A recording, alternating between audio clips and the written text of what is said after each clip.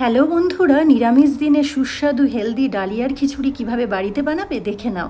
প্রথমেই সমস্ত সবজি কেটে ধুয়ে নিয়েছি।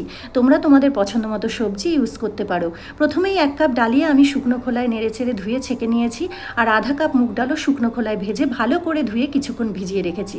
এবার কড়াইতে ঘি দিয়ে কাজু ও কিশমিশ ভেজে তুলে নিতে হবে এবং অল্প পরিমাণ সর্ষের তেল ও 2 চামচ ঘি দিয়ে শুকনো লঙ্কা, তেজপাতা, গোটা গরম মশলা, 1 চামচ গোটা জিরে দিয়ে দিতে হবে ফোড়ন।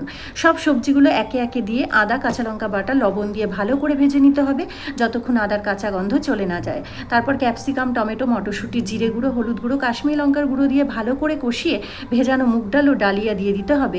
তারপর সব একসাথে মিশিয়ে 5 মিনিট ভেজে পরিমাণ মতো জল দিয়ে ঢাকনা চাপা দিয়ে সব সেদ্ধ হওয়া অবধি রান্না করতে হবে। তারপর সেদ্ধ হয়ে গেলে কাঁচা লঙ্কা, স্বাদ মতো লবণ, চিনি, কাজু বাদাম, কিশমিশ, ঘি, ধনেপাতা ছড়িয়ে গরম গরম পরিবেশন করো বেগুন ভাজা পাঁপড়ের সাথে। বৃষ্টির রাতে একদম জমে যাবে।